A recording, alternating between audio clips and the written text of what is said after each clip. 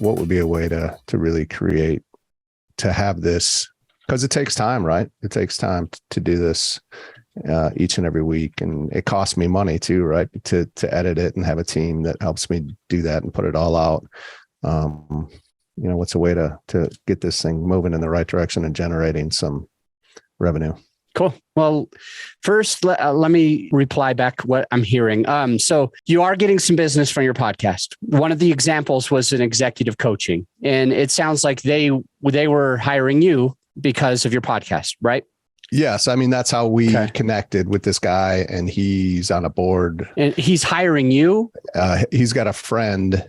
Well, there's a member of this company that he's a board member of that is looking for an executive coach. And so now we're in contact and we'll see what happens. Nice. And how much does it typically cost? Like, can you give me just a broad range, something that might last for 10 years of people listening to this same episode, of how much an executive coach would normally charge a company like that? Probably, anywhere from $2,000 to $5,000 a month. $2,000 to $5,000 a month for like how long? Would it be a year long? Yeah, probably a year. I guess it depends. The relationship could last longer, but yeah, a year. So we're thinking like $25,000 to $50,000 or $60,000 that you may have generated this week because of the podcast, and you just want to be able to do more of those. You want to get in front of more people, find a way to make sure that that it's monetizing. And would you be open to monetizing through having sponsors, like people that want to be partnered with your show? Yeah, absolutely. I want it to be more measurable and sustainable and predictable. Okay. Does that make sense? Oh, it makes a lot of sense. Sponsorships, I think, would absolutely be a way to do that. Right.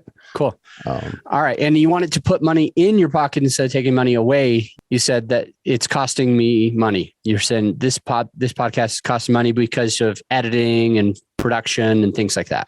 Yeah. Yeah. Can we talk about your download numbers? On the air? Okay. Yeah. So you said it's not that great. Where are we today after 320 something episodes? I think I just went over 50,000 downloads here, according to Libsyn. 50K total.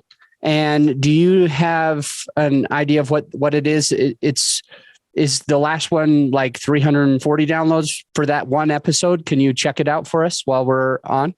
I'm just trying to take a guess here. What my last episode is? Yeah. Most recent. I would say they're all right around 100, plus or minus some. But yeah, that's kind of the going average.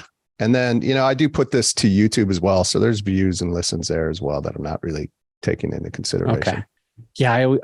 I've got mine on YouTube and I never think about it. Yeah. I always care about the audio experience more. Right. YouTube's a good search engine, so we may as well be on there. But when I grow my podcast or our clients' podcast, we focus on the audio experience. So a little over 100. It's got to be averaging lately. It's got to be averaging more than 150, I think, to have 50,000 with 300 and some odd episodes. But would you want me to share my screen? You can definitely share your screen, and the listener. It won't matter for the listener so much, but I'll check it out and share what we're looking at.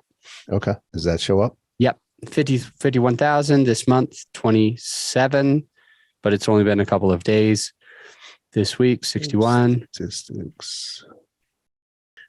So Nate, this is what I do with clients also. I try to find out, why did it go down? Like, what made it change? If you were getting 150, 160, and then 110, 120, and now 40, 50, 60, 70, I want to find out what's different about it. So can I actually play an excerpt of your podcast for the listen, and we can talk a little bit about it? Okay. So I'm going to pull up, I've plugged in my podcast, my phone into my Rodecaster, and championship leadership. I'm typing in your podcast. It comes right up. You're the first one. And it looks like you've got 153 ratings. So that's not small. Can I ask you, I believe your download numbers are a little lower than I would expect for that many ratings and reviews. So I'm just going to ask, was there a period of time that you were calling your friends and mom and dad and saying, hey, could you give me a rating and review? or were these all organic?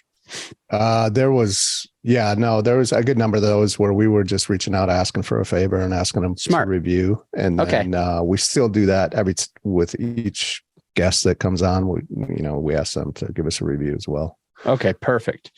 And you've had 300-ish guests and 153, so almost a good amount of them. 1 out of 3 or more are probably giving you that review on iTunes, specifically on Apple.